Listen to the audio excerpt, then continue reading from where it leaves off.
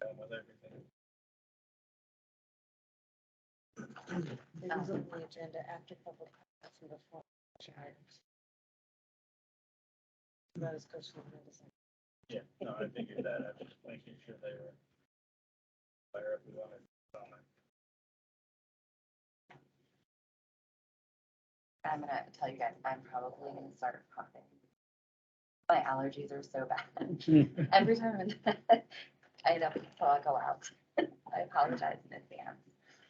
It being 6 o'clock, I will call this meeting to order of the Enfield Board of Selectmen for June 20th, 2022. The first item on the agenda is a public hearing, a proposed ordinance establishing smoke, tobacco, and vaping-free public town-owned facilities and outdoor spaces. I'll begin by reading the public hearing notice. The Enfield Board of Selectmen will hold a public hearing at the regularly scheduled select board meeting to discuss and take action on a proposed ordinance establishing smoke, tobacco, and vaping-free public town-owned facilities and outdoor spaces. Do I have a motion to open the public hearing? So moved. Second. All in favor? Aye. It's unanimous. So the public hearing is opened. And I think it would probably make sense to have the town manager begin the discussion. And then we will open it to the public. Okay, as you may remember, a couple months ago, I had a citizen reach out to me with a concern about Hughes Park in particular, that there was a rule saying be considerate with smoking, but she thought, that there should be something that bans smoking, especially in the area around where the children play. And brought that to the select board and we talked about it and thought it was a good idea to move forward with some sort of ban on tobacco products in open public spaces. So I looked at some places and put together this ordinance that really just says that it bans tobacco in all open public spaces except in designated smoking areas. We have not put together those smoking areas yet because we haven't passed the ordinance yet, but it'll be something that we work on, especially near the community building and probably out at the Shaker ball fields fairly quickly. So people that are out there spending a large amount of time will have a space to go to smoke. But with that, this ordinance that I proposed, we looked through it last time. We made the minor adjustments that the select board had asked for. I did see one minor typo in here this time, but what I like to do, and it may seem like a longer process because of it, but I brought this back to the select board. We're having a public hearing to go through this, and then if the select board decides to move forward and enact this ordinance, then I will send it to our attorney for review. I don't like to send it to the attorney and spend town money until we know we're gonna move forward with it. So they'll review it and send it back with any proposed changes they have, and at that time, I'll ask the select board to adopt it, and we'll pick a date to move forward from. Okay. I invite comments from the public. Do we want to put a copy up on the? No? Yes, I have it available. Yeah, I'm Paul Curry, I live on, excuse me, Crystal Lake Road. It seems to me like Big Brother's always kind of put the thumb on people. I'm not a tobacco user, but I know with the Enfield Fair coming up, a lot of the firefighters use fuel tobacco, smokeless tobacco, and I realize these guys don't donate their time, volunteer, and it's always successful. And to put this ordinance, it won't come into effect before the fair, because it's just a couple, 3 days away, but I talked to a couple of firefighters, they said if this does become effective, they better find some other people to do the cooking and hamburger stuff, because, they've done this for 30 years. I realize people change and everything changes, but I don't know, it seems to me like every time we turn around, there's another rule, another regulation. That's where I'm coming from. well, that's something I've been thinking about also, particularly just specifically the fair, right? And, when the fair comes, that may be almost impossible to regulate. And that's something we as a board are gonna have to talk about. And so I wouldn't just assume at this point that we're gonna tell everyone who comes to the fair, there's no smoking. I don't know how we could do that. But, you know, if this board decides that's it, my fellow selectmen, then we'd have to figure out a plan. It's not a topic we've discussed yet, but I think it's a really good point to bring up. Other comments? Yes. Okay, I'll just speak on that point. He's not here, but, Police Chief Roy Holland brought that up, not necessarily chewing tobacco, but he said he hopes this passes because he really doesn't like taking his family to the fair and having to choke down smoke when he's walking through. And Okay. so that was something that he thought that he shouldn't have to be put in a situation where he's putting his kids in that situation of having to choke down smoke to walk around the fair. And this came to us as a concern because of people smoking specifically on the playground, right, with kids, right, in that Or area. near the kids. I mean, it's like, sometimes people have to have a little bit of signage to promote better behavior. You know, well, it might seem obvious to most adult humans that smoking and blowing on kids on the playground isn't appropriate. Apparently not everybody got that memo, and, I think setting a clear policy and setting clear expectations and giving a space that's allowed. So we're not saying no anywhere, we're saying we have given a space that is a safe space to do activity that is not necessarily desirable and healthy for children. Because Parks and Recreation largely engages children overall. You know, obviously there's all ages. I certainly understand the fair, but, you know, I think doesn't matter if you're a nonprofit or you're a volunteer, there are also expectations around food preparation. And you have certain safety guidelines you have to, it doesn't matter, right? So I think asking them to use an appropriate space isn't a problem. Other comments from the public? I gotta admit, I was expecting more. I get, a few people made comments, they didn't come tonight, obviously. Yeah. But the one comment I heard a couple times was surprised that we didn't already have this ordinance. Mhm. You know, they just sort of assumed that was the case and were surprised to find that it was not. Yeah, I got a couple, why weren't, oh, that's why there weren't signs. Like, yeah, there's no rule, no sign. I just have one question. If the ordinance is approved, how is it going to be enforced? Well, it does say in this document, I believe there's $100 fine There's up to $100 up to, enforcement's always a tricky issue, isn't it? I mean, that's the point. Yeah. An ordinance without any method of enforcing it really is just a sign. That's why the Yeah. bottom one says enforcement in nice letters so that people can tell that's the enforcement clause. And whenever we have an enforcement issue on something, like someone takes an issue with a dog or something, it goes to either the police or the town manager's office. Yes. Yeah, if you read the paper, they talked about Lebanon's ordinance that they've had since, what, 2017, I believe it said, and they talked to their police chief, and our police chief said the same thing, that it, you know, primarily in the beginning, for sure, it'll be an education type thing. If they get called to someone out there, they'll ask them to put it out and to move on, and I'm sure the $100 fine will be the extreme side of things if we continue to have a problem with the same person, or if they fight back and deny to stop.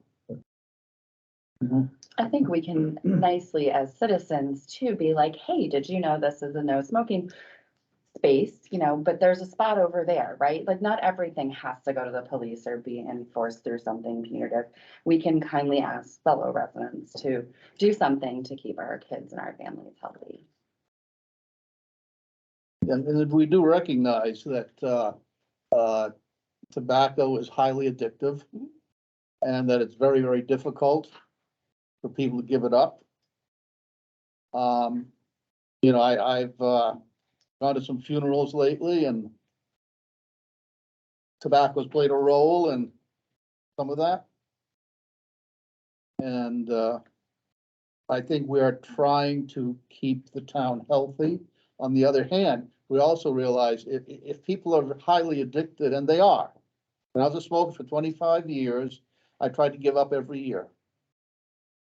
Finally gave up when I went to teach at Kimball Union, which was a non-smoking campus. And that gave me the added impetus, I guess, to finally give it up. But we do need to provide spaces for people, right, where they can go and they can smoke safely without harassment and, you know, otherwise it's not fair.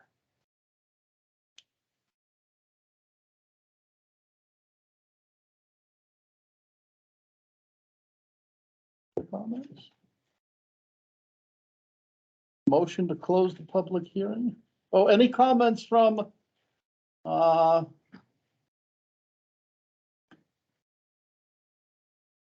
people hear me?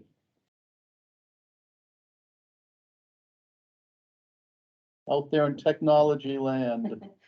They might need to raise their hands, because at least it does have to ask them to unmute if.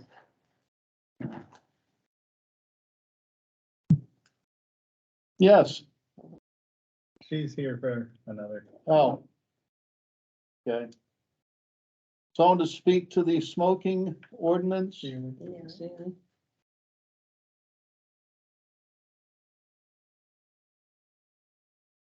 Okay, I've allowed her to. I've allowed. Okay, Celia, you are unmuted? Well. Oh, you have to unmute. We should have a bingo card. Not for you, Celia, just in general. You know, what we're gonna do is go and Oh, just when it's allow in- everybody, since we don't have any. difficult- Can always change your mind later, right?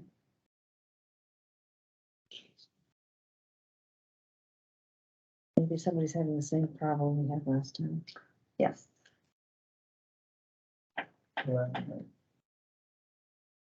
And see.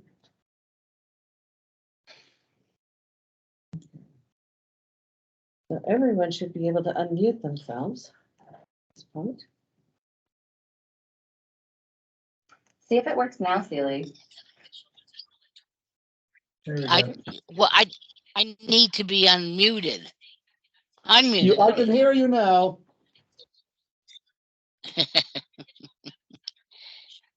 I'm all set on the public hearing. Oh, Okay, She was just helping. thank you. Anybody else? I'll make a motion. We close the public hearing. Second. All in favor? Aye. Aye. Okay, the public hearing is closed. We thank you for your input. Uh, Any final thoughts from the board? I'll make a motion, but I don't wanna usurp you guys if you have thoughts. No, I don't have anything additional to add. No, I'm fine. I'll make a motion to approve the use of tobacco, cannabis, and vaping devices. It's, approve the we're missing a word, the policy entitled Use of Tobacco, Cannabis, and Vaping Devices on Public Property Ordinance. What happens when let me start from the beginning and maybe with my glasses. Okay. Okay, I make a motion to approve the use of tobacco, cannabis, and vaping devices on public property ordinance and to direct the town manager to send this ordinance to the town attorney for final review prior to adoption. I think you should put the word ordinance regarding use of, otherwise we're Yeah, I proposing the think- use of. Yeah, that's Yeah. where I stumbled. And I'm sure Yes, The please. recorder will do that. Okay. Thank you. Thank you. It's like in between not being able to read and everything else. Do we have a second? I will second. All in favor? Aye. Aye. Thank you. Okay. Next, we have the approval of the minutes of June 6th.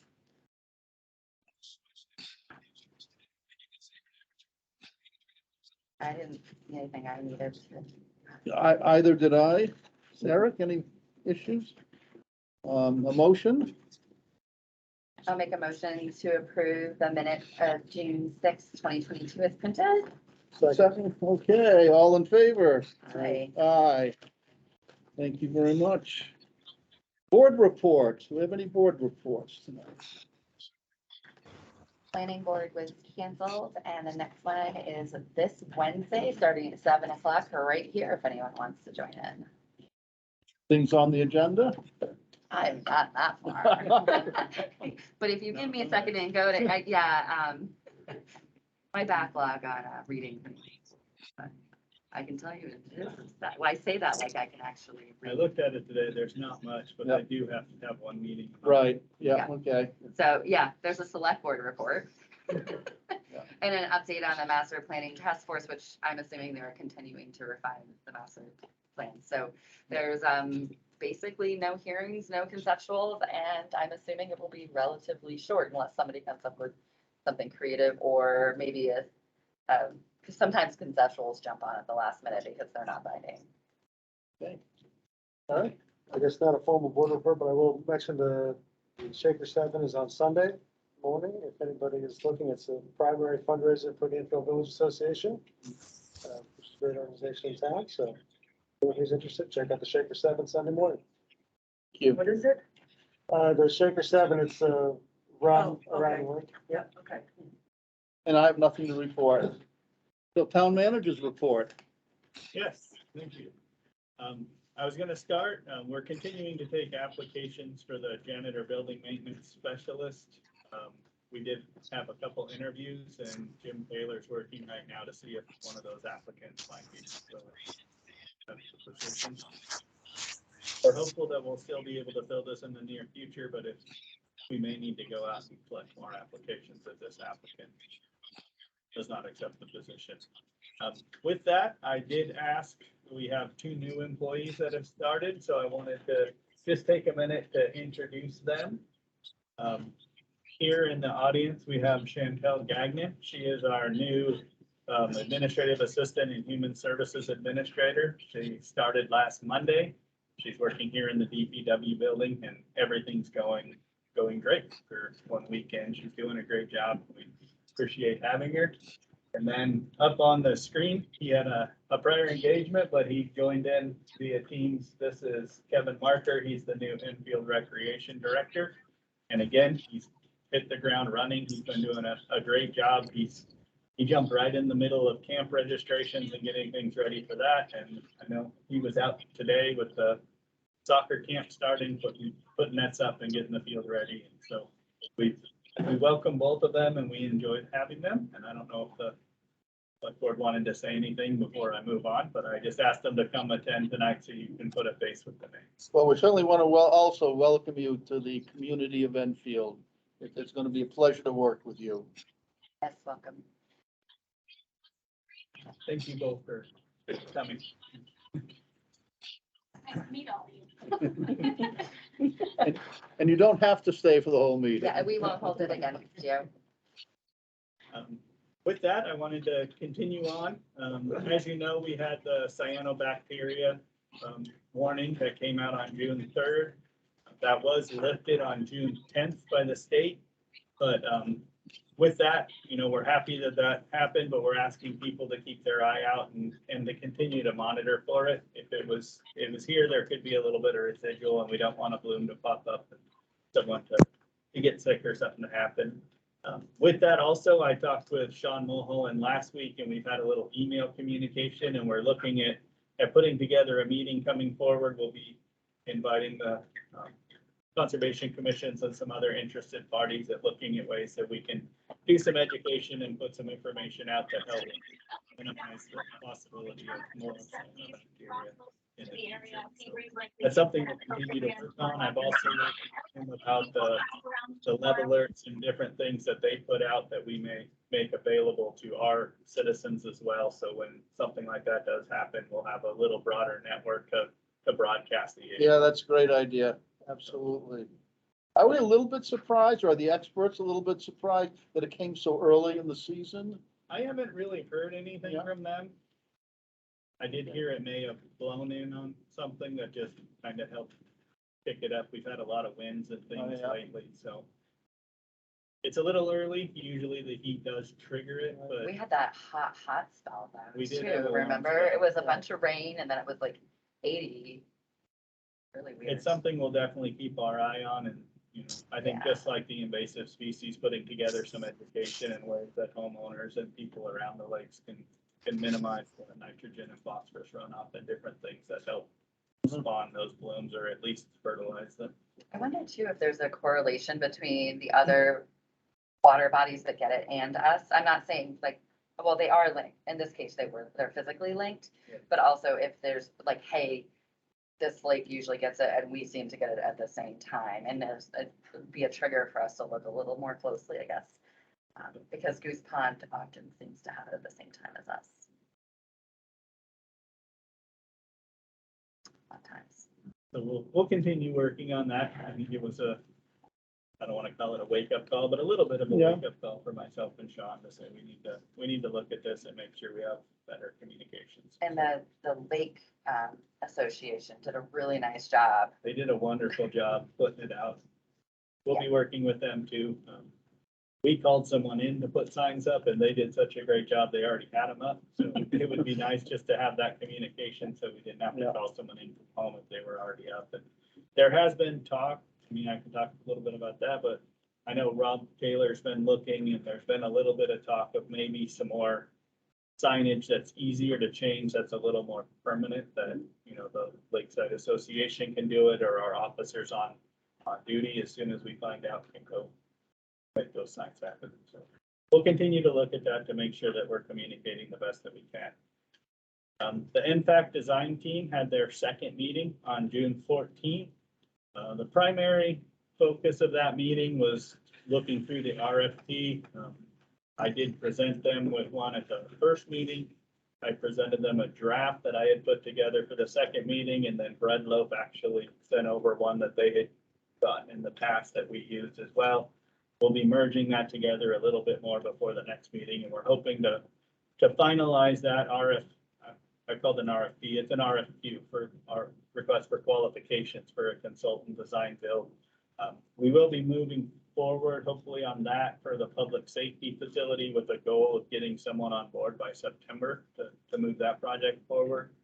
Since we're doing a USDA loan, I will not be able to hire a consultant that quickly for Whitney Hall because there's a lot more hoops and red tape to go through when you're getting federal money, but we are working forward to get the approvals and different things needed to move forward with that RFP process as well, but it'll be a few months behind the public safety building.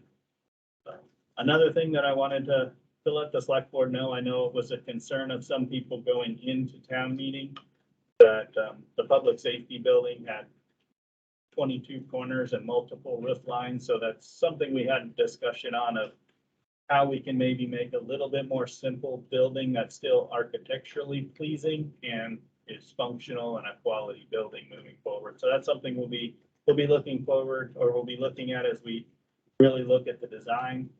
Our next meeting is coming up have it in here.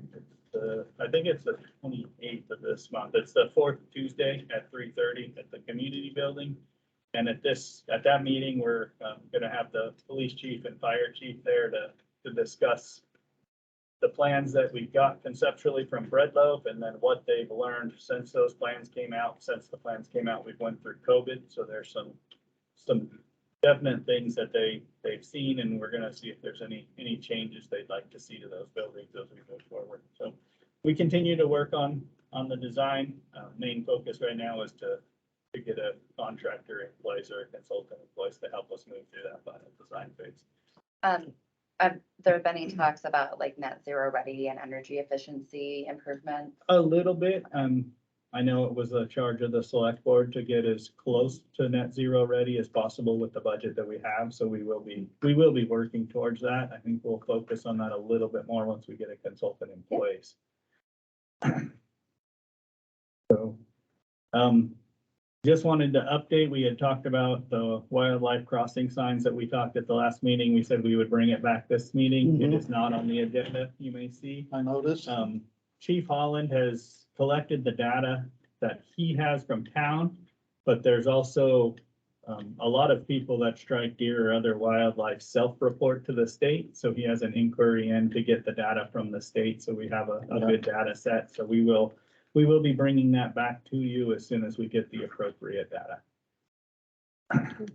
And then I just wanted to update that I called it the prosecutor fund, but the mutual aid with the prosecutor here in the county, the administration's been done by Hanover. As you guys know, Enfield is taking over that administration. Hanover's done it for about 20 years now, and they were ready to let someone else have a turn. So we will be taking that over. Elisa's been working with how we're gonna run that through our general accounting software. And we will be running it through our normal finances, and we'll be creating a fund just for that to make sure that we keep the money separate. It appears we will be creating a completely separate bank account as well, but we'll do that, and we'll continue working with our staff and the auditors to make sure that we set that up appropriately.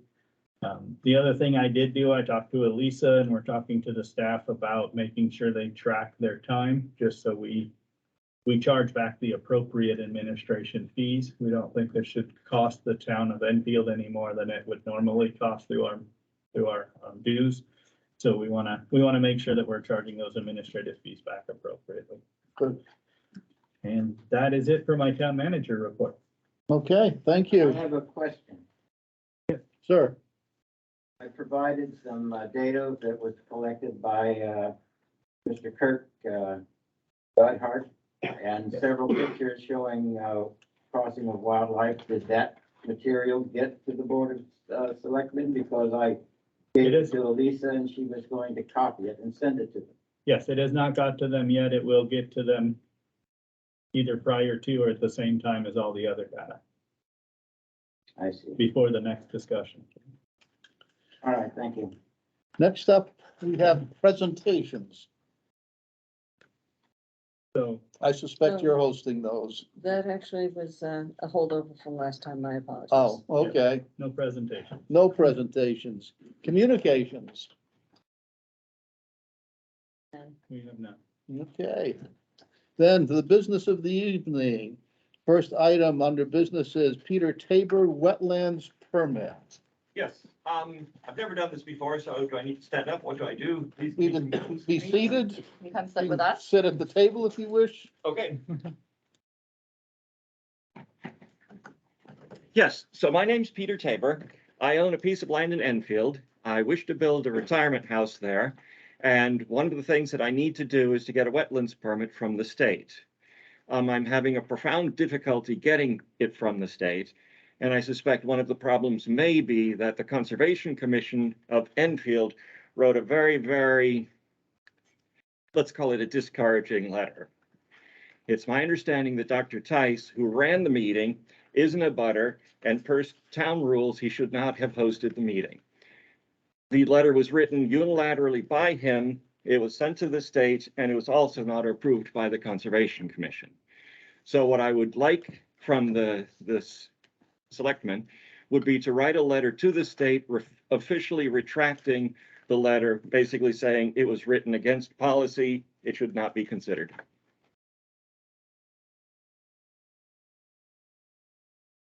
And in the interest of disclosure, I'm the abutter, my husband and I are the abutters to the property, so I won't be participating in the discussion.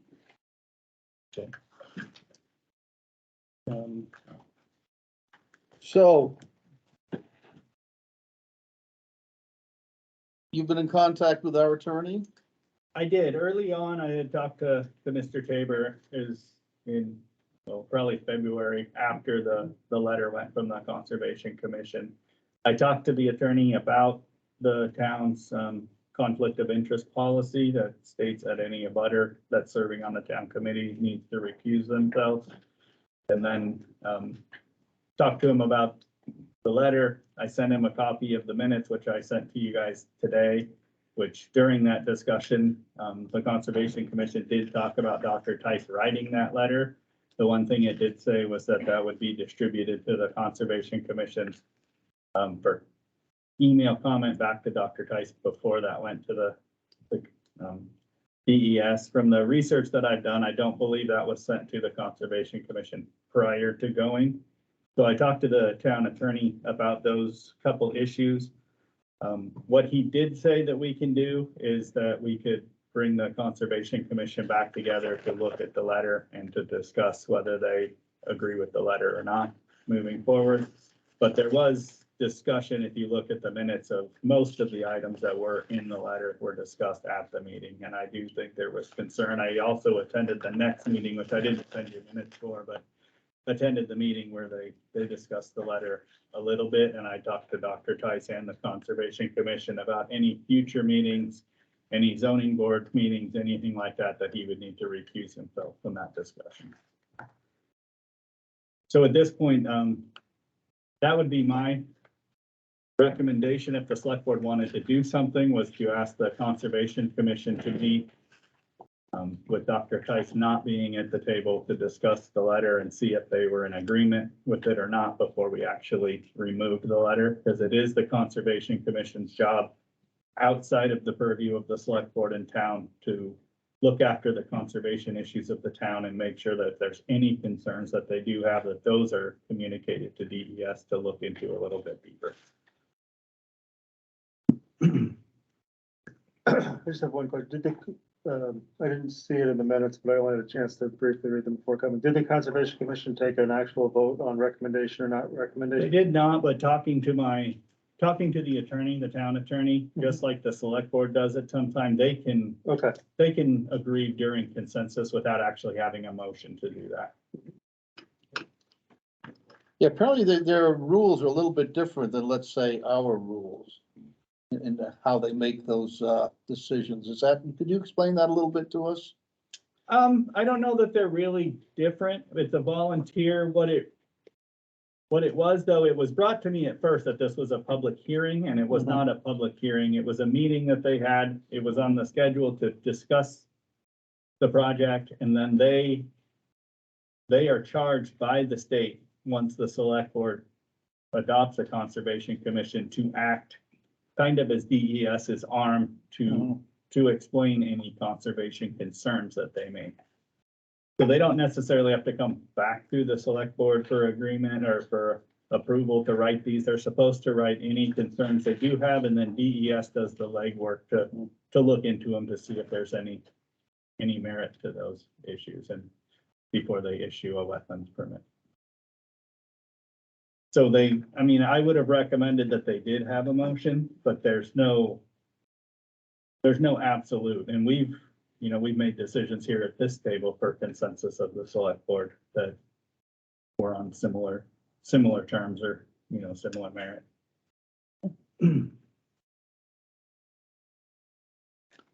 I have a comment. Sir, It's totally untrue that the members of the Conservation Commission did not approve the sending of this letter.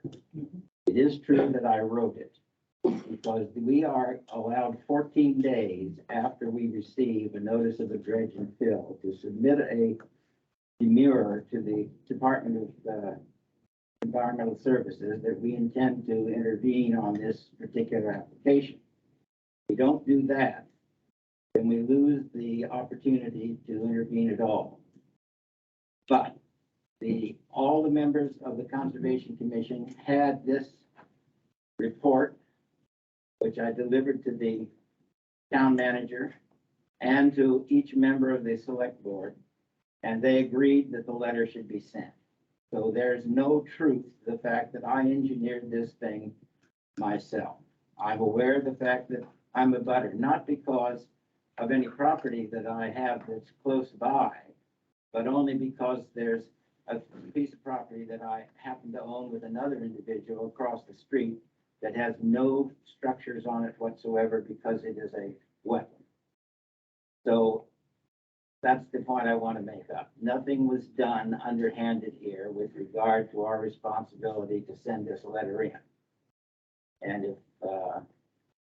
town manager wants to have the Conservation Commission come together again and make some kind of a formal notice, that's fine with me. But everybody was aware of what went in, and they all got a copy of this report. So Mr. Tabor is not correct in his accusation. yes, could we have your name, please? My name is Lee Davis. I'm a member of the Conservation Commission. I've been to all the meetings, and I must say that the meeting that Mr. Tabor was not able to get into because of a technical problem, his representative, I can't remember Anyway, he was there, and if you had been there, you would have seen the heated discussion regarding this lesson, the letter, protecting this prime wetland. It's the best wetland in Enfield, the major wetland. And so there was a very heated discussion in regards to what we thought should be done in, with this letter being sent and the discussion with your representative. And if you'd seen that, you'd have known that we all knew about the letter and that we were very, very much in favor of DES coming in. I think they have 3 or 4 agencies.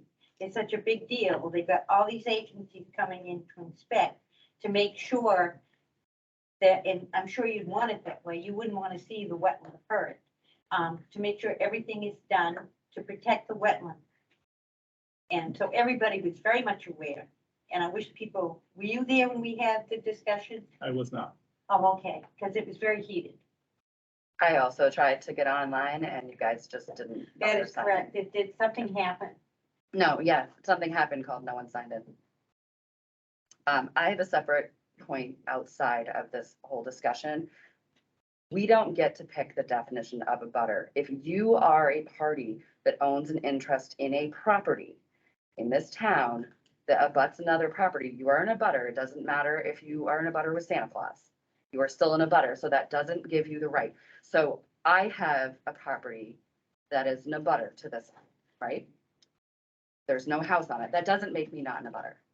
So I recuse myself because per town policy, that is the right thing to do. And I don't want to see members of any of our boards and committees doing things like this. Thank you. I have always recused myself as the chair of the Conservation Commission, but as a private citizen, I am eligible to say something. But you shouldn't have hosted the meeting. Yeah, he, Hosting the meeting is not irrelevant because I didn't contribute anything to the meeting itself. As Yeah. the chairman of the Conservation Commission, how am I supposed to call the meeting to order and run the business? I mean, this. You want to answer that? Because I think it's a I'll- pretty easy answer. yeah. No, the minutes show that he was an active participant in that meeting. That's shouldn't have happened, and he shouldn't have chaired the meeting. Someone else could have. But with that, And then at the I think subsequent one, I think the minutes show that the Conservation Commission had a lot of concerns. and he did it at the subsequent one as well. And I was there and I said I was in a butter. And then he, as chair, tried to tell me I wasn't in a butter. So I think that speaks to some of the issues here.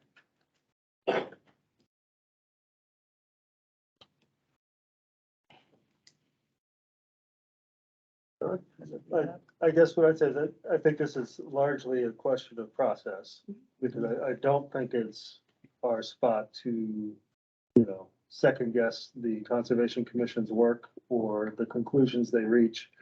But I do think it'd be appropriate to suggest to refer it back for, I don't know what the right term is, but just for them to reaffirm. I can do that, and I can work with the town attorney to make sure that it's done. You know, Yeah, I think to it- reaffirm their decision Right. with abutters, and I do think it's appropriate for abutters to recuse themselves and for, like, presumably there's a vice chair who would be the acting chair during that meeting, as happens with other committees when there's, so like, that's how the planning board works. If the chair is an abutter, the vice chair, you know, hosts that meeting. So that would be my suggestion, Bill. Yeah, I mean, I think we need to be very meticulous in the next steps. I think the steps you've outlined are good ones. Yeah, but yeah, I do not see us writing to DES and taking over this process. The process belongs to the Conservation Committee.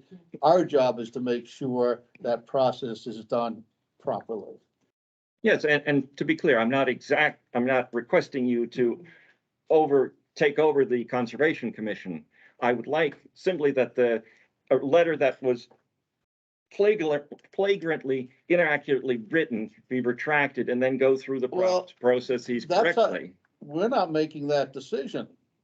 The Conservation Commission is making that decision. And I think what we're saying is if they now meet again and agree, yes, this is exactly what we want DES to know, then my feeling is that's the way it stays. I would like to see a representative of town management at that meeting to ensure that it's properly run. And if some coaching is needed on how meetings are run, then that needs to be done. Yeah, no, I will be at that meeting. Yeah, I would Okay. agree with that. Yeah. Okay. We don't need any motions here, do we? I don't think so, and we'll make sure that you're invited, and we'll make Yeah. sure that the And that you will copy be of the letter kept, that, excuse me, go ahead. oh, and the copy of the letter that you presented with your concerns about the letter are also submitted to Yes. the Conservation Commission. And you will be kept appraised of every step of the process. Okay, Fair enough? sounds good. Thank you very much. Thanks.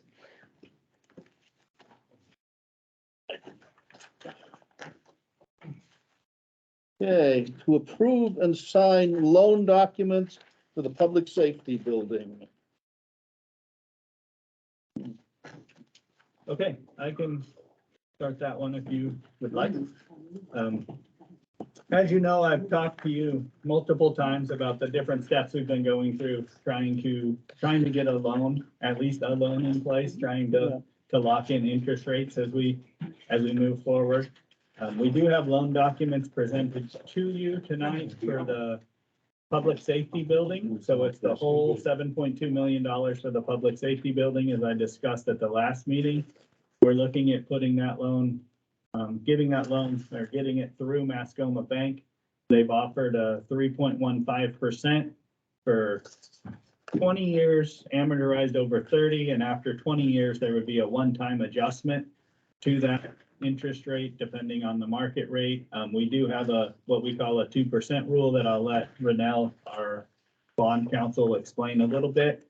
But that just means in that we made some adjustments that will help kind of keep that interest rate in check, but we're also looking at putting together a level payment type loan, which will keep those payments the same and help us meet all the different rules and the 2% rule and things that we need to abide by as we do this loan. So I did ask Renell and Arlene Renell's from Divine Millment, our bond counsel, and Arlene from Mascoma Bank. I would like to thank them too. They both put a lot of work into making sure that we got a really good loan product, and we stayed within the rules and bounds that we needed to make sure that this bond loan moves forward.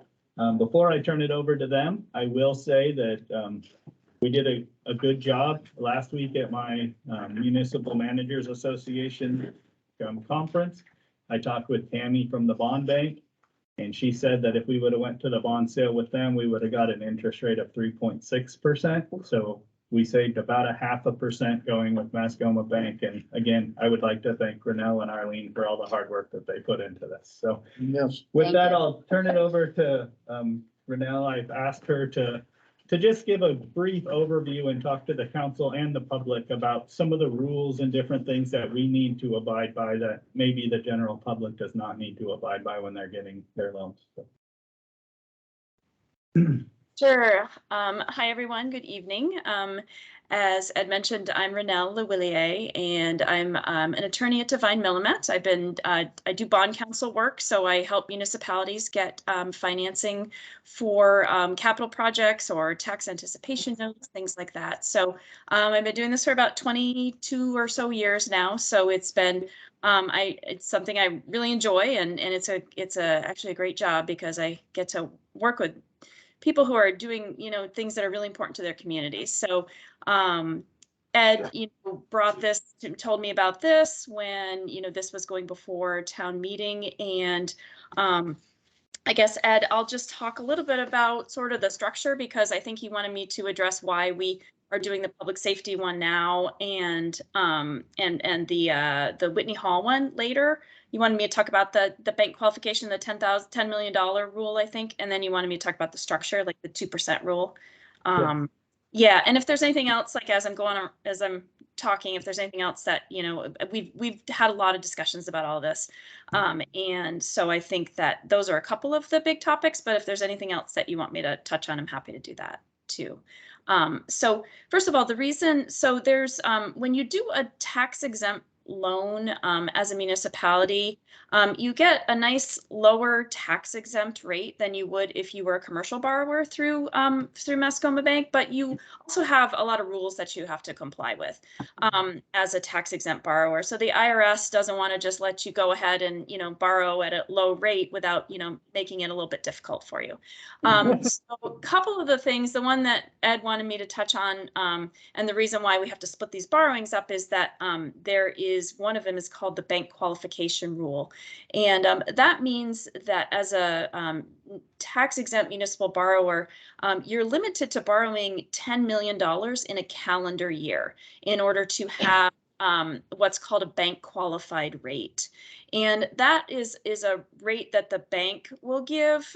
Like Arlene would be able to give a rate based on bank qualified status, meaning $10 million or less in a calendar year. And then she'd have to give you another rate if it's slightly higher rate if you were not bank qualified, if you had to borrow more than 10 million. It's not a huge difference, but it definitely is a difference. So, we try to, when we're looking at all this, we try to maximize everything we can to make sure to get the town the best interest rate and the best terms for a loan. So when Ed and I were talking about this, we realized, okay, we've got the Whitney Hall loan, and we've also got the project, and we've also got this public safety project.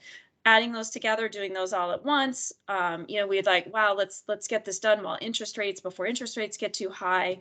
But then we started talking a little bit more, and it made more sense to consider doing the public safety building now and being under $10 million, because this is 7.259 or something, 066, I think is the number. And if we added on the other project, then that would put us over 10 million in 2022. So Ed did a ton of work talking to the bond bank, talking to banks. He's worked with rural development to figure out how to make it the best for the town in light of that $10 million threshold. So what we came down with was going with the public safety building project now with Mascoma Bank. And then he spoke with, and I'll let Ed can give you more details about this, but I know he spoke with rural development about waiting a little bit, waiting until 2023, so that we have that new calendar year that starts, and we can do the rest of that other loan and not jeopardize the $10 million threshold in the calendar 2022. So that's sort of in a nutshell why we split those two loans up.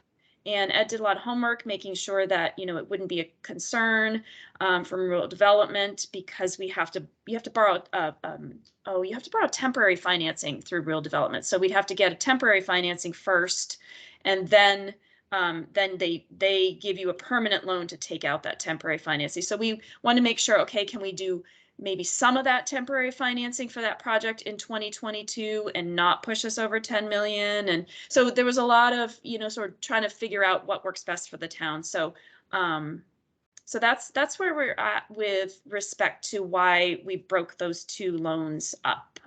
Is that kind of what you wanted me to get at, Ed, with kind of that big picture? Yeah, just a little bit of an overview of why I talked about the $10 million cap, but just to understand kind of why that came about. So I don't know if anybody has any questions. I know it's a very exciting topic. So, but for us. Yes. And then maybe just a little bit with Arlene's help on why we went with the payment that stays the same through the whole loan and the 2% rule, and kind of how we morphed that. That was so you guys know, that was a last minute decision Friday morning that we made that final decision to go with that type of loan, and they can explain a little bit why. And Yeah, again, I'd like to thank Marlene talked to me Friday about how she woke up Thursday night going, this is how we can do it. And it's nice to have people that are working that hard on our behalf. Thank you. Yeah, I mean, why don't I start, Arlene, and just kind of explain the rule, and so that way, and then we can kind of dovetail into, your idea of how we could actually, make that work better for the town. So there's this rule in New Hampshire law. This is a state law. So before I was talking about, when I was talking about the $10 million threshold, that's a federal rule. So I have to look at state law that applies to municipal financings, and I also have to look at federal law. So putting the federal law aside, looking at the state law, there's a provision in the Municipal Finance Act, which is in statute chapter number 33. It's Municipal Finance Act. And it's this funky little rule, which makes sense if you think about why, but it says that no later payment of principal and interest can exceed any earlier payment of keep that in mind, any earlier payment of principal and interest by more than 2% of the loan amount. So every time I do one of these loans, I have to look and say, okay, I have to look at, so I ask Arlene, I say, give me your repayment structure, and I have to look at that at the principal and interest payments for each year. And I have to look at that and see if, as structured based on the interest rate and the amount of principal, whether any later payment of principal and interest added together would exceed any earlier payment by more than 2%. So in this case, the 7259066, I think, is for, I don't remember what it is off the top of my head. Is it 185 for? No, I can't remember what the exact number is, but so I have to make sure that the payments, the later payments, like, do not exceed earlier payments by, I can't remember what it is off the top. It was 140, 140, I think you said. Oh yeah, like by about 140,000. Yeah. Something like that. I can't remember exactly what it was. But we did specifically look at exactly what it was, because we had to make sure that when Arlene put the structure together, that that no payments in later years would exceed any earlier year payments by more than that 2% amount. So I started looking at this and I'm like, okay, then I realized the structure that she put together, Ed wanted to do a principal payment based on the full amount of the loan, even though we're doing and Arlene, you can explain sort of the construction piece of it and all that.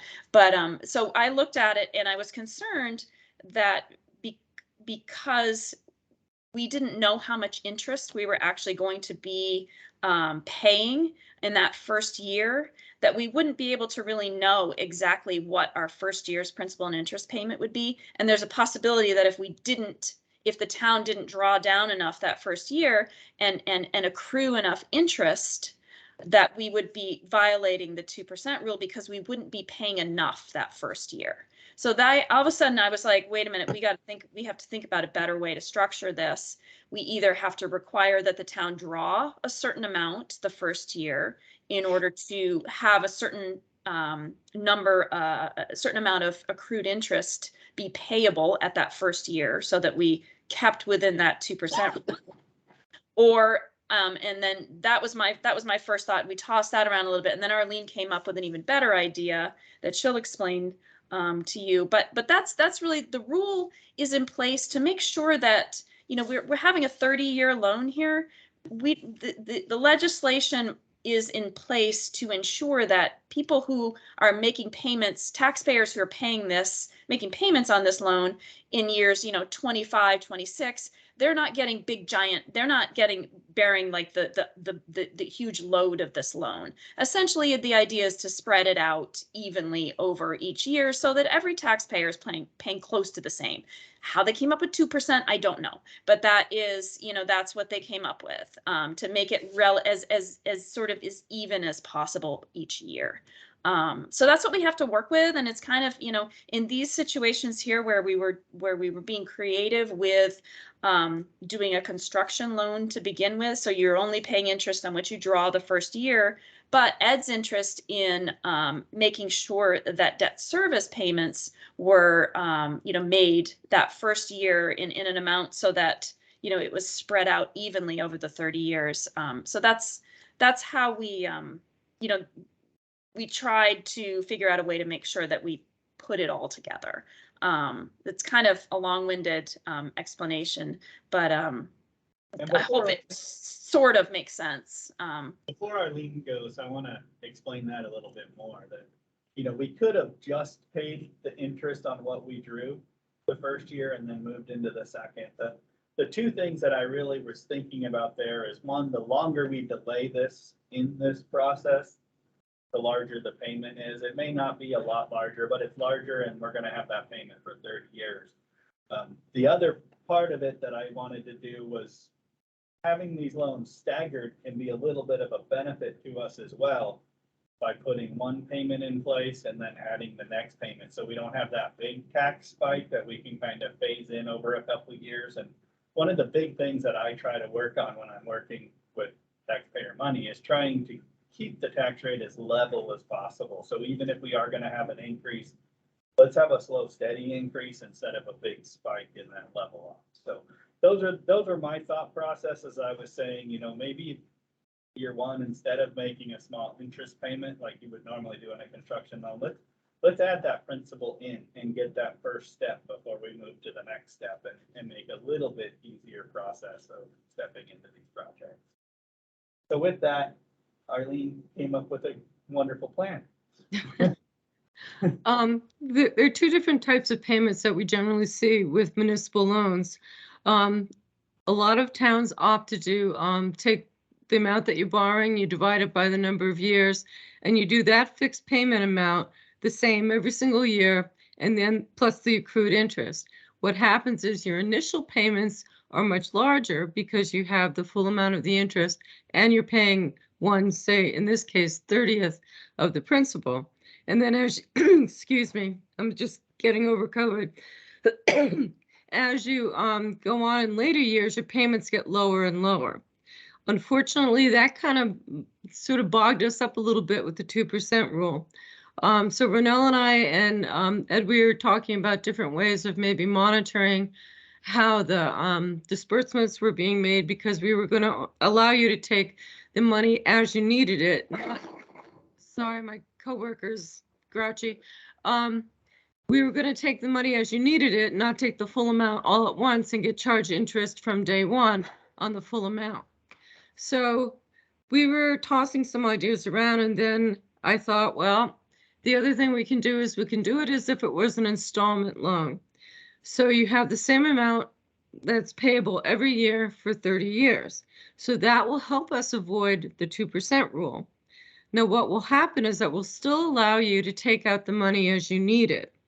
There's going to be a fixed payment amount that you're going to pay for 30 years. And then the first payment, it'll look at whatever the interest is that's accrued, and that's what's going to need to be paid, plus whatever the principal amount is to make up that payment amount. Normally speaking, with an installment payment, it costs you a little bit more, but in this case, because we're allowing you to take the money in increments, you're actually going to get a better deal, because I looked at what Ed had projected for his disbursements during the first year, and I figured the interest on that amount is if the whole thing were dispersed for the whole year, and took it away, that amount away from the total amount of the payment. And I hope I'm not losing you here. And you actually are going to pay a little bit more towards the principal doing it this way. And every time you pay principal, that's a little extra than what you normally would have. It has a cumulative effect. So over time, what's going to happen is you're going to pay less interest than what you see on paper. Unfortunately, with the amortization schedules, I have no idea of knowing what day and how many days a certain amount is going to be outstanding. So I have to assume worst case scenario and say, on day one, he took this full amount. And then I figure out what the interest is. But that is not going to be the case here, because you're going to do it in disbursements. So by using a level payment, we're going to help prevent, getting in trouble with the 2% rule. Your payment's going to be fixed for 30 years. And because of the multiple disbursements you're going to do, you're going to get the benefit of having more amount of the payment go to principal in the first couple of years, which is basically going to level out what the difference would have been between the two different payment types. And that probably sounds like a lot of words. And if you have any questions, please ask. Looks a lot like a student loan. Yeah, I can help explain I it can too if explain you it need to you to, and too. I probably could have explained it to you, but I thought it was a little bit better coming from the professionals that do this every day, and then they'd be here if you have any questions. So, I think it's a lot more fiscally responsible and reasonable to do the VAT method. Thank you. And the other thing you can always do is, if you happen to have a really good year, you can always make additional principal reductions. You can always round up your payment, just like you could with a car loan. And in that way, you're going to pay less interest overall too. So the bank will allow you to do that. There is no prepayment penalty at all, which is a good thing. And I did put a very lengthy handout together and I gave it to Ed. So if you want to see all the numbers and stuff, it's all there on pieces of paper. You know, and if you have any questions after you look at it, you know, please reach out and ask me. So any questions at this point or further explanation? We're making your head hurt, so I know, but I say, if not, we need to go through this whole stack of paper. This stuff is my favorite. So I'm not- now, do we need to read through all of these, or do the select board just need to approve this loan structure and sign this paperwork? What I typically recommend is that I think the first document on the top is called the Resolution of Governing Board. Yeah. And what that does is it just lists a number of, it lists the votes essentially that the select board should take to approve this loan essentially. Right. So I typically recommend, I think, what is there, like maybe 8 or so of them? I mean, maybe read them all, and then you could vote on them separately. You could vote on them all together, whichever is more convenient for you. And then the rest of it is signing the rest of the documents. Voting out loud, we would read it out loud. Yeah. Okay. Are we ready? Let's do this. To authorize the issue of 7,259,066 general obligation notes of the issuer, which were heretofore authorized by the issuer on April 30th, 2022, such notes to be dated 23rd, 2022. Do you want to do them all together? Let's just do them one by one. Okay, so moved.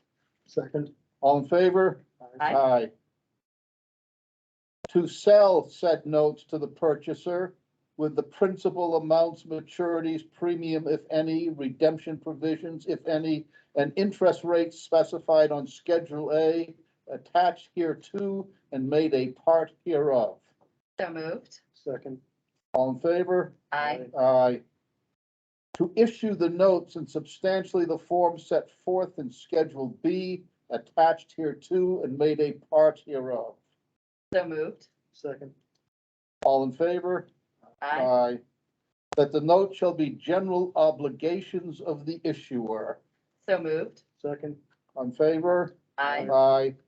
To authorize at least a majority of the governing board and the treasurer to sign the notes or to have said signatures printed electronically or in facsimile on the notes and to affix the issuer's seal thereto. So moved. Second. Favor? Aye. Aye. To authorize the treasurer to deliver the notes to the purchaser against payment therefore.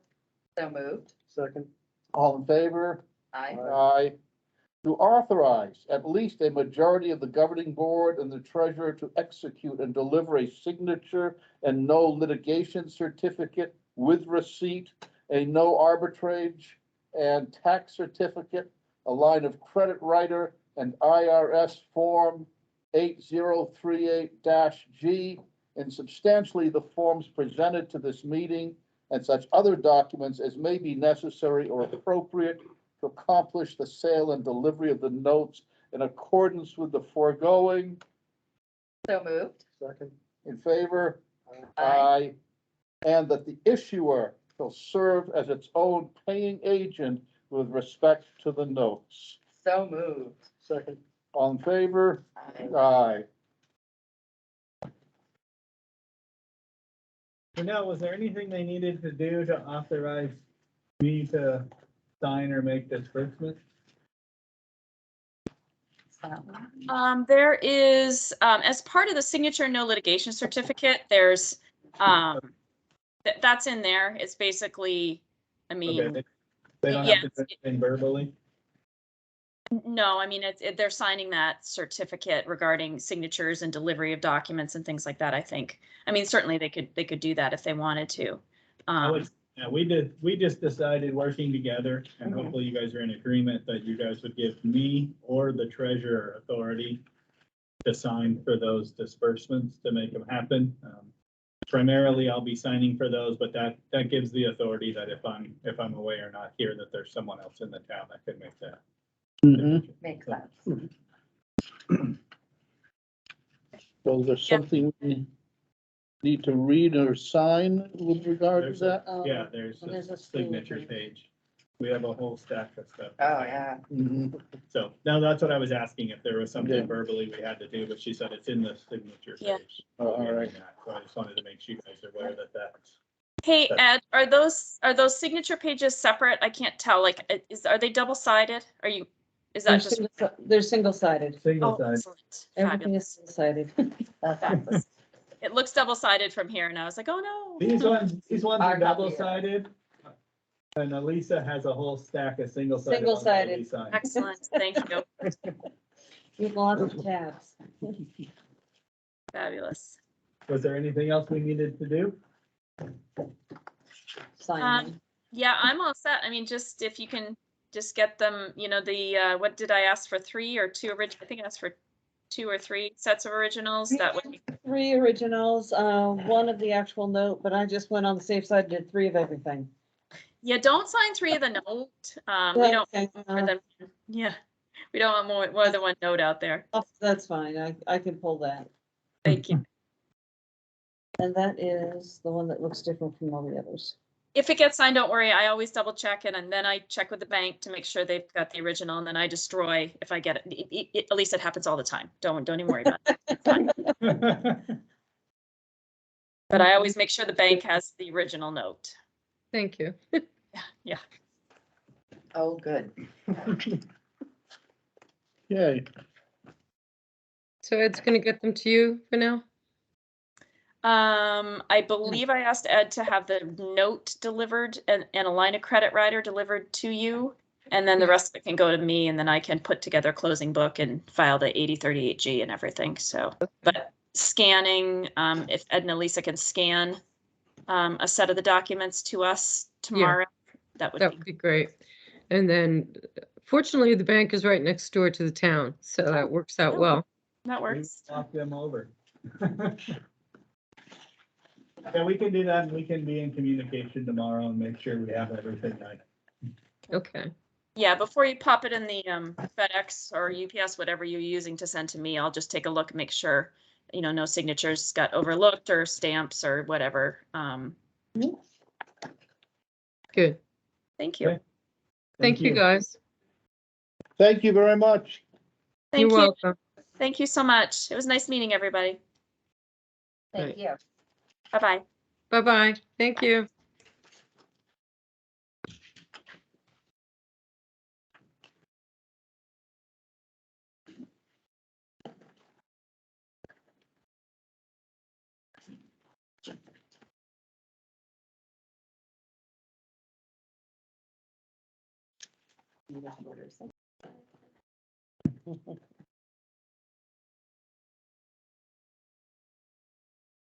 I feel like I can't shorten it on something.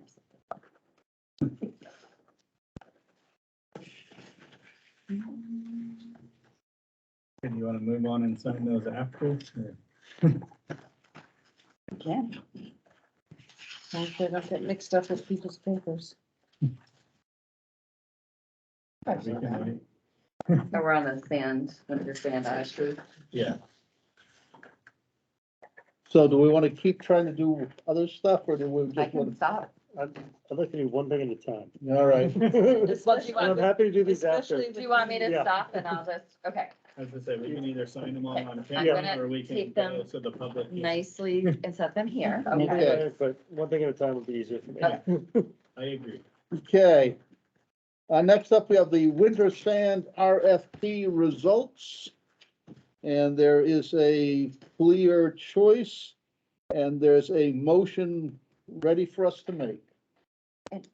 And before we say the motion, I just wanted to add that the sand coming out of that pit is also really nice sand. It's not so silty, so it's a better quality sand. So wahoo!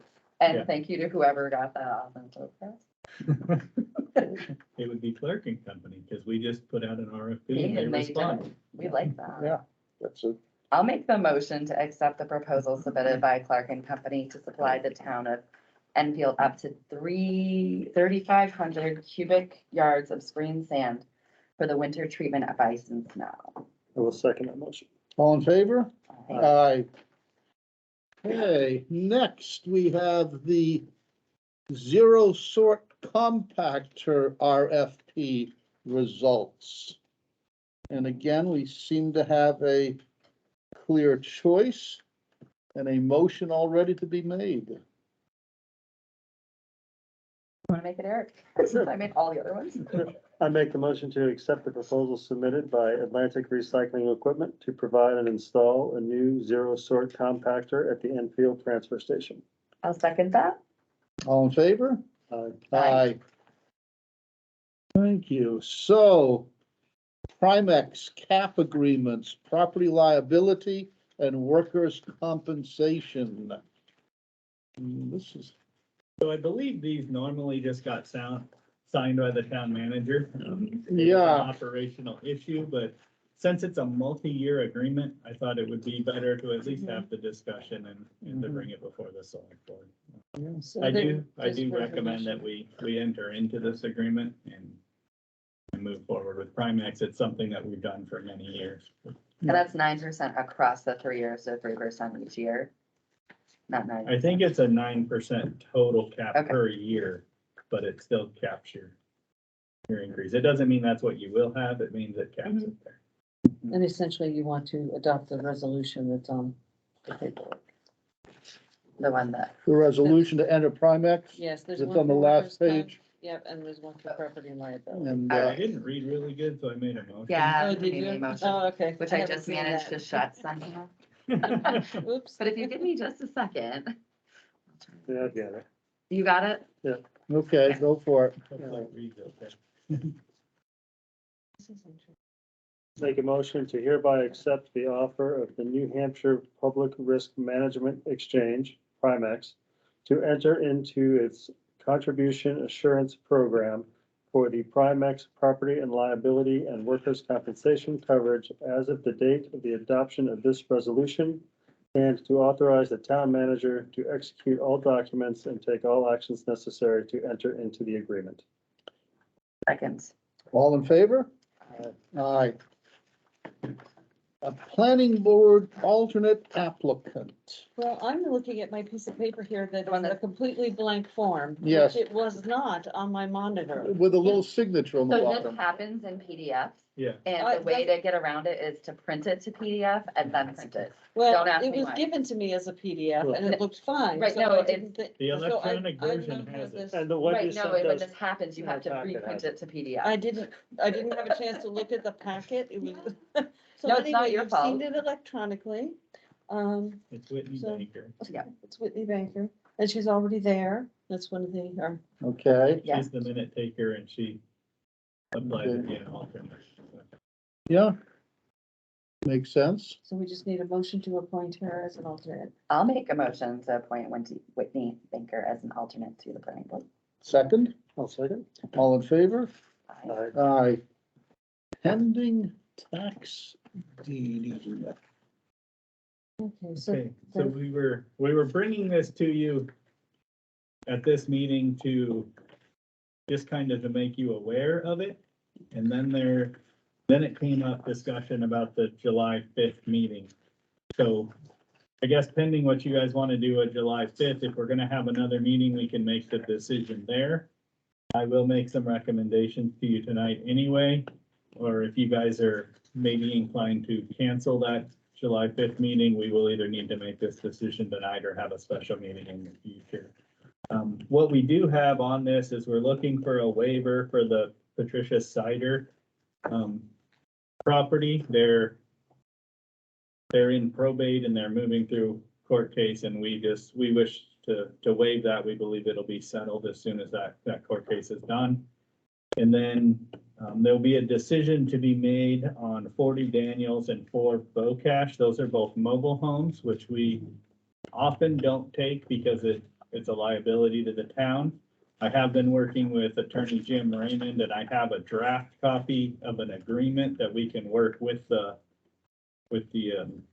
the mobile home park, if you will, to make an agreement for us to try to get rid of that. And if we don't get rid of it, then we will sign it over to them in lieu of them charging us park rent during the time that we own it. I have had that issue in Claremont where we sat on one for a little too long and we owed thousands of dollars to the park for park rent. And I don't want to put the town in that spot. So we can, if you guys decide to make this today, we can do it one of two ways. We can either leave them on the books and I will work hard to get that agreement done and enter into an agreement with the mobile home park. And if I do not get it done, we'll have a special meeting to sign those waivers before the 15th of July. Or you can do the waiver now, and if I get the paperwork done, we can come back and have a special meeting and undo it. But so we can do it one of two ways. And I think this really hinges on whether you want to have that July 5th meeting or not. And if you do, we can either make that decision tonight or have a special meeting if you decide to cancel the July 5th meeting. I definitely have questions on the deed waiver. Is that going to non-public or is that up for discussion? I would say it would be up for discussion. I don't know if I have the answer, so it may be something we have to get the answers back, but.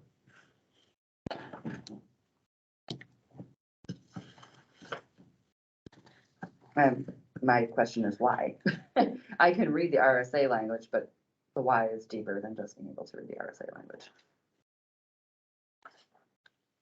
So which property was that? This is a deed waiver. It says Oh, the deed waiver. 1026 New Hampshire Route 4A.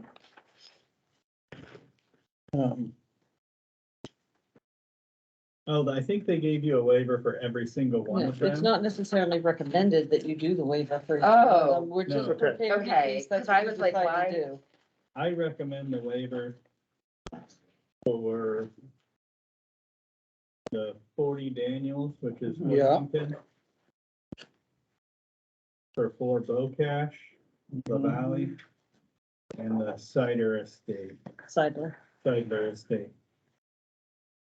And then, as I said, the Bocash and the Daniels are both mobile homes, and we can decide how we want to do that moving forward. We either waive them now and come back and undo that if I can get all the paperwork done.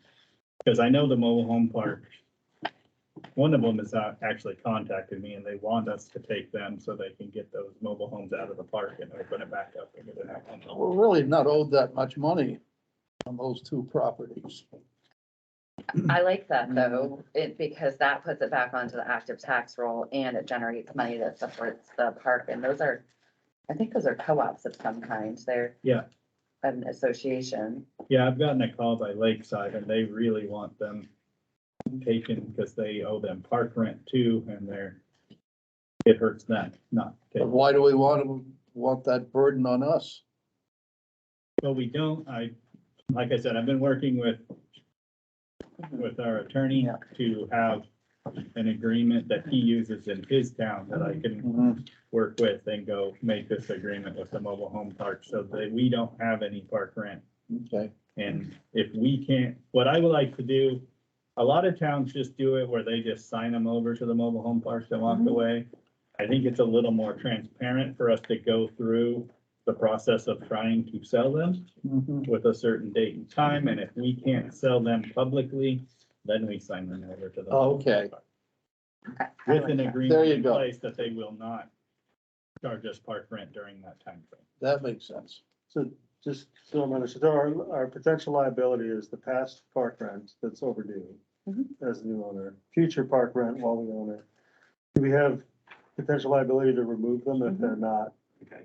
Well, part of what that agreement will be that is after 3 months or whatever time frame we set, if it's not sold by the town to somebody, then we sign them over to the park and the Okay. park owns them. But pending that agreement, that would be on, like if it has to be disposed of in some fashion. Right. Yeah. That would also be on the town, similar to a dilapidated property. I'm Yeah. just making sure I Right. understand. Right. Okay. Yeah, so there was a long standing, Claremont went through it. I think Enfield's been going through it where we just didn't take them. But you get in this little catch-22 where the park can't do anything with them because the town has the first right. Mhm. And then the town's not taking them because they don't want the liability. And we had one in Claremont that was in limbo since 2013, and I solved it right before I left. So it was almost 10 years in this little limbo spot. Yeah, And we need to get past that where we can take them, but we can take them without bringing the liability on the Okay. town to get back out. that's a good plan. That makes sense. I guess I don't know about giving a waiver and taking it away, because I guess I'd rather commit to if you need us to come in for a short meeting. I don't know how you guys feel about that. I'm fine coming and having a regular meeting the 5th or whatever you guys would like. Or whatever day, I don't know, what's our timeline to get this Yeah, done? this needs to be done by July 15th. 15th, so we've got to work. Well, the end of the day on the 14th. Okay, Yeah, Wendy, Elisa said she wouldn't meet on the morning of the 15th. They pushed the button at 10 o'clock. Yeah, I'm not waiting till the last second. okay. Just, I'm highly likely to be out of town the 11th to the 15th.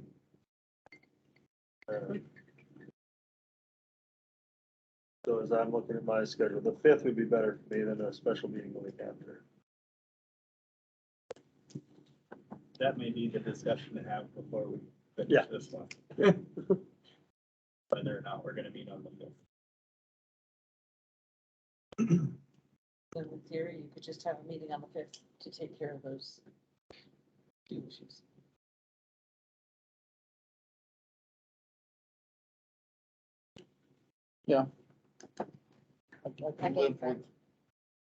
I'm game for whatever you guys want to do. I can live with a very short meeting on the 5th.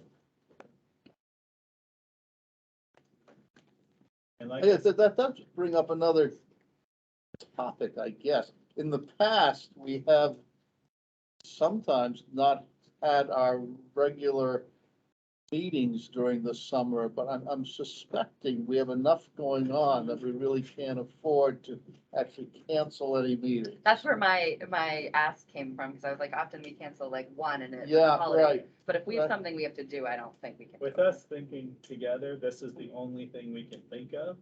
So what we could do, if you guys wanted, was, do the waiver now for the Sadler estate. And then if we need that meeting to do the waivers on the two mobile homes, we can call it, and if not, we could cancel that meeting the holiday week. I like that. After the second. Sounds fun. Good plan. So we need a motion for the Seidler estate?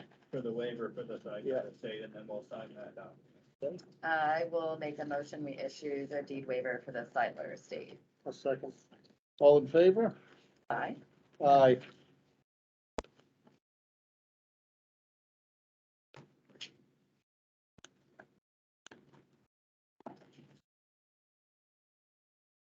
So we've had our discussion about July 5th meeting. Appointment forms for signature. Who's adding on We that? voted, what? I don't have it. Okay, I'm not, even- yeah, I think we've done, that might be left over from last time too. I didn't get what you guys was down to. I don't have that. public comments? Any comments from those viewing us electronically? Nope. Okay.